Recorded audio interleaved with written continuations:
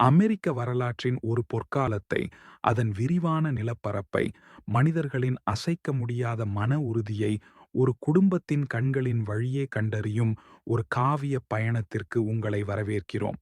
மேற்கு எப்படி வெல்லப்பட்டது, how the west was won என்ற 1992ஆம் ஆண்டு வெளியான திரைப்படம் வெறும் ஒரு சினிமா அனுபவம் மட்டுமல்ல, அது ஒரு வரலாற்று பாடம், ஒரு உணர்வு பூர்வமான கதை, ஒரு தொழில்நுட்ப அதிசயம்.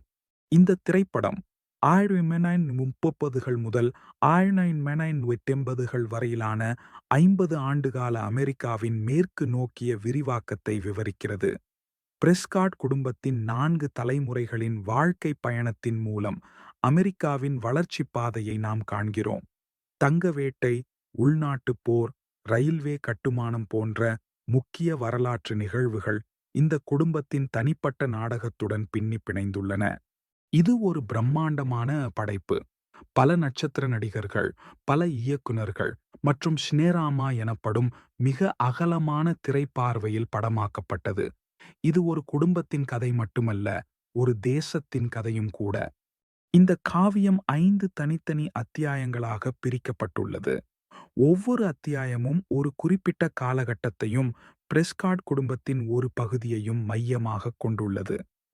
முதல் அத்தியாயம், பிரெஸ்காட் குடும்பம் மேற்கு நோக்கி படகில் பயணிப்பதில் தொடங்குகிறது.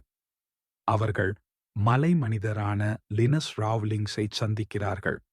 லினஸ் ஈவ் பிரெஸ்காட்டை மணந்து கொள்கிறார். ஆற்றுப் பயணத்தின் ஆபத்துகள், குறிப்பாக ஆற்றுக் கொள்ளையர்களுடனான ஒரு மோதல், எல்லைப்புற வாழ்க்கையின் சவால்களை காட்டுகிறது. இது ஒரு புதிய வாழ்க்கையின் தொடக்கத்தையும் அதனுடன் வரும் அபாயங்களையும் சித்தரிக்கிறது.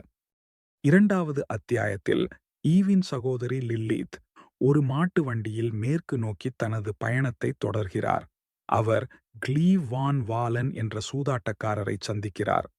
இந்த அத்தியாயம் மேற்கு நோக்கிய பயணத்தின் கடினமான யதார்த்தத்தையும் அதே நேரத்தில் புதிய வாய்ப்புகளுக்கான நம்பிக்கையையும் வெளிப்படுத்துகிறது. பரந்த சமவெளிகள் புதிய கனவுகளுக்கான களமாக அமைகின்றன.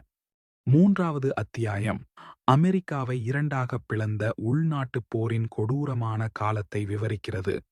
ஈவ் மற்றும் லினஸின் மகன் ஜெப் ராவ்லிங்ஸ் யூனியன் படையில் ஜெனரல் கிராண்டின் கீழ் போரிடுகிறார். போரின் தனிப்பட்ட இழப்புகள், குடும்பத்தில் ஏற்படும் சோகங்கள் மூலம் காட்டப்படுகின்றன.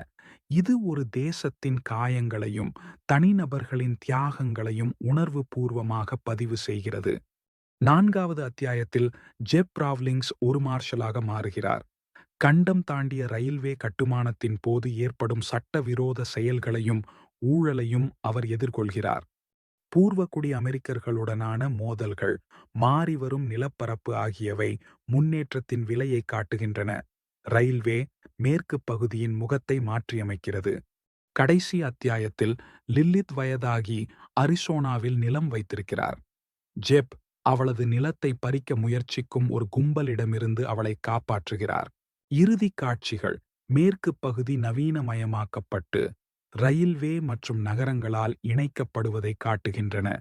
இது ஒரு சகாப்தத்தின் முடிவையும் புதிய சகாப்தத்தின் தொடக்கத்தையும் குறிக்கிறது.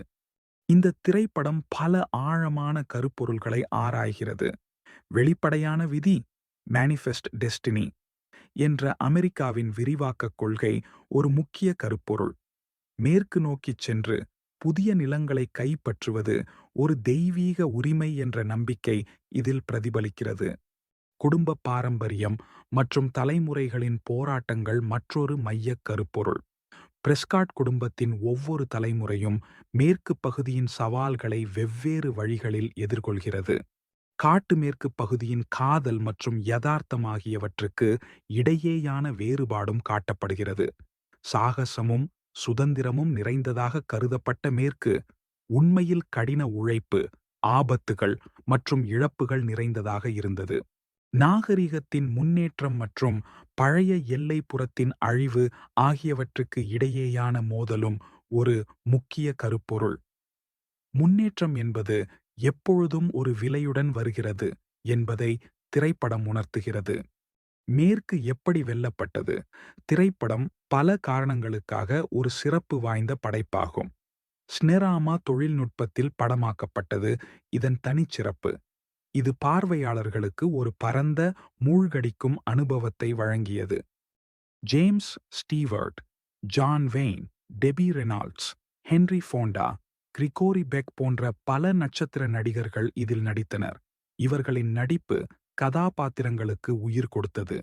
John Ford, George Marshall, Henry Hathaway போன்ற பல புகழ்பெற்ற இயக்குனர்கள் இணைந்து இந்த படத்தை இயக்கினர். இது ஒரு தனித்துவமான கூட்டு முயற்சியாகும்.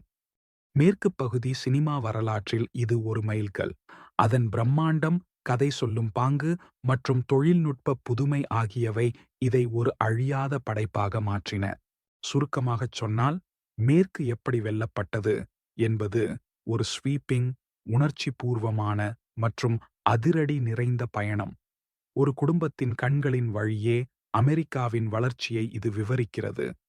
அமெரிக்க மேற்கு பகுதியை வடிவமைத்தவர்களின் கனவுகள், ஆபத்துகள் மற்றும் அசைக்க முடியாத மன உறுதிக்கான ஒரு அஞ்சலியாக இந்த படம் திகழ்கிறது.